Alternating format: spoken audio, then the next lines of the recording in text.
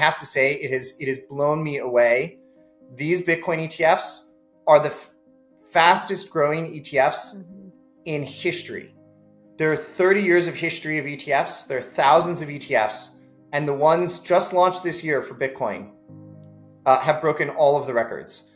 The Bitwise Bitcoin ETF has grown faster than GLD, the gold ETF, and there are a few of the large ones that have all set records. And I think that that's absolutely extraordinary. After the first quarter of the Bitcoin ETFs launching, 944 firms own the Bitcoin ETF.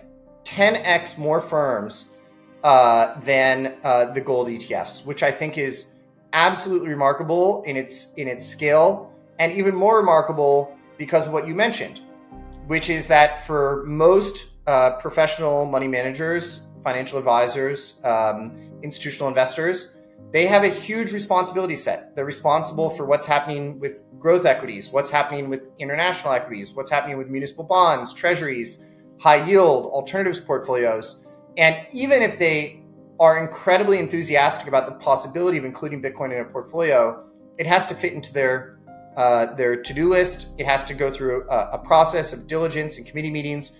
And so the fact that 944 got through that and prioritized it so highly that they got it done within 75 days of the launch, I think is really indicative of the level of interest. And I will also say that it's just the beginning. A tsunami of institutional capital has started pouring into Bitcoin, and it's only just begun. That's the message out from Hunter Horsley. Hunter Horsley is the CEO of asset manager Bitwise, one of the Bitcoin ETF issuers. In his latest interview, Hunter broke down how 2024 has really been a monumental year for Bitcoin. The spot Bitcoin ETFs were approved, they launched, and then they smashed every ETF record possible. Now, both political parties are in support of crypto. So why isn't Bitcoin higher? Hunter Horsley, with his inside look at institutions and how they are treating Bitcoin, revealed the answer. Institutions and sophisticated investors move on a much different timeline than typical investors. They operate differently. Moving fast for them means months of approvals, due diligence, and discussions. However, Hunter reassures that they are in fact coming, and it's a tsunami of money. Make sure to stick around until the end of the video, where Hunter breaks down why he's so sure that we'll see further all-time highs for Bitcoin by the end of the year. But without further ado, let's jump into the highlights of Hunter's latest interview. We actually have an amazing and brand new view into the question of, is it retail investors who are buying it? Is it traditional firms? Is it hedge funds? Firms in the US, RIAs, so professional money managers who are managing over $100 million, have to file what's called a 13F disclosure.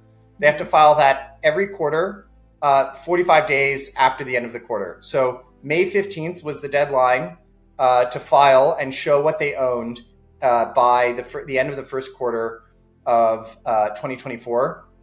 And what it revealed was pretty extraordinary as to the unbelievably rapid adoption by traditional firms of the Bitcoin ETFs. So to share some details that I think are just remarkable, after the first quarter of the launch of GLD, the first gold ETF in history, gold, of course, a very familiar asset that's been around for a long time and a long anticipated ETF launch. After the first quarter, so within the first quarter of GLD launching, 95 firms owned the gold ETF. 95 traditional investment advisors, hedge funds, institutional firms. After the first quarter of the Bitcoin ETFs launching, 944 firms own the Bitcoin ETF.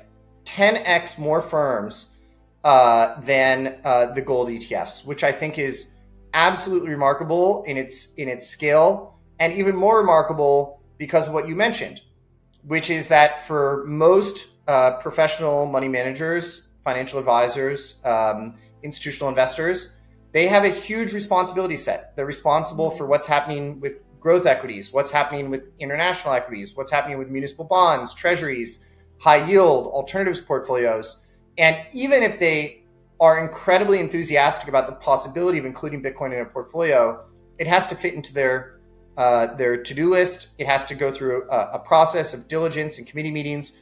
And so the fact that 944 got through that and prioritized it so highly that they got it done within 75 days of the launch, I think is really indicative of the level of interest.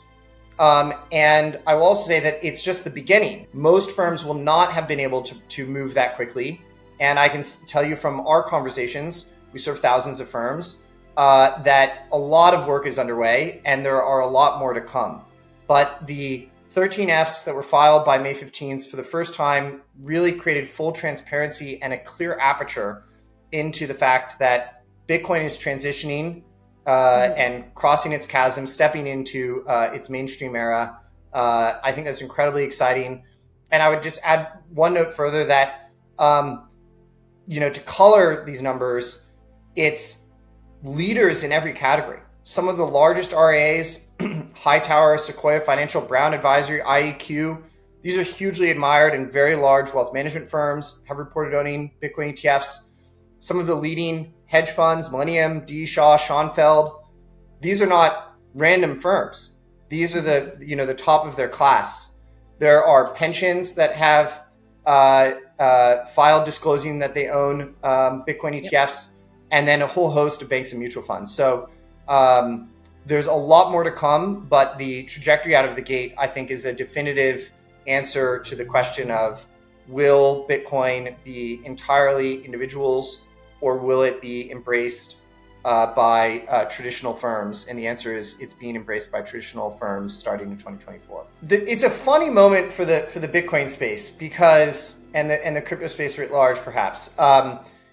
A lot of people who have followed the space for a long time and are enthusiastic about the space pay fairly close attention to what's happening day to day, week to week. This new constituent set, the traditional investment professional, just does not operate on the same time frame. So I'll give you an example. When we launched the Bitwise Bitcoin ETF, there's a firm that was incredibly excited about it, highly anticipated it. We sent them a note. We said the product is live. The ticker's BIGB. Mm-hmm. They said, this is incredible. We can finally put this in client portfolios. We're going to jump on this ASAP. Let's set up a call next month. So I say that to give an illustration of ASAP means next month, not later today or next week. But that's what moving fast looks like for these firms. So we're just impatient. I think that there's a huge moment underway, but the cadence is going to feel slightly different than the cadence of individual investors, which is what the space is most attuned to. It'll be an incredible constituent. They manage $40 trillion in the US in the wealth channel, which compares to somewhere around $10 trillion amongst individual self-directed investors. Mm-hmm. They're well informed. They are long-term oriented investors, so I think that absolutely the price of Bitcoin is going to be discovered this year now that it's available to a much broader set of investors, and I suspect it'll be much higher. But day to day, week to week, the price moves are more likely to be a function of what traders are doing or individuals are doing. Against the backdrop of this very large constituent methodically and slowly moving into the space. I'll say it's also an extraordinary part of this moment that firms like BlackRock have endorsed that Bitcoin is a valid and asset for professional investors to own. I think that the analyses that you see that suggest very large allocations to Bitcoin are often retroactive optimizations where you get to know how things played out, and then you're maximizing some function like returns. And if you take that sort of simple lens and you know how everything went, you know that it was wise to own quite a bit of Bitcoin because Bitcoin's historical returns have been very high. The challenge is that in practice, most investors are looking to the future where they don't know what will happen. They don't know what will happen with Bitcoin. They also don't know what will happen with everything else, with growth stocks, with fixed income, with their alternatives. So I think as we speak with investment professionals, which we do, hundreds of meetings a week, they're navigating that forward-looking view. Usually the conversation is about two modalities.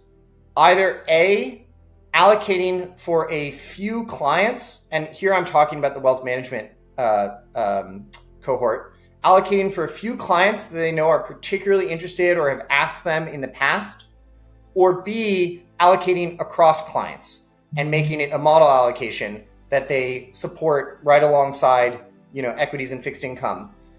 I think that the sizing specifics that we are seeing right now are 1% to 3%. You can, if you do an analysis, we have a white paper that a lot of firms use that runs analysis and looks at standard deviations and Sharpe ratios and max drawdown and different sizing. If you do that analysis over the time period that you have for Bitcoin, you can see a credible reason to be anywhere 1% to 5% without even taking on much more risk. Mm-hmm. So you could justify through analysis on a risk for return basis anything in the 1% to 5% range, but it's a combination of science and art. And I would say that many firms net out right now somewhere from 1% to 3%. The last thing I would note is that is trending up. Yeah. So it used to be, we've been doing this for a very long time. It used to be that 1% was sort of the bold and significant allocation. And now I would say that 1% is the lower end of the range and 3% is the bold and significant allocation. And you even sometimes see 5 and 10. So I think this will trend up over time as people become more comfortable with the space, but that's what we're seeing in conversations around sizing. So there's Hunter Horsley's insights into the influx of institutional capital coming into Bitcoin. As the CEO of Bitwise, one of the leading Bitcoin ETF issuers, Hunter provides a unique perspective on why 2024 has been such a monumental year for Bitcoin, despite its current price not reflecting the massive developments. The approval and launch of spot Bitcoin ETFs have shattered every ETF record, and with bipartisan political support for crypto, the stage is set for unprecedented growth. Hunter explains that institutions and sophisticated investors move on a different timeline, requiring months of approvals, due diligence, and discussions. However, he does reassure us that a tsunami of institutional capital is indeed coming, it's just a matter of time. Anyway guys, hope you all enjoyed today's video and that provided you with some value. I'll see you all in the next one, and as always, all the best.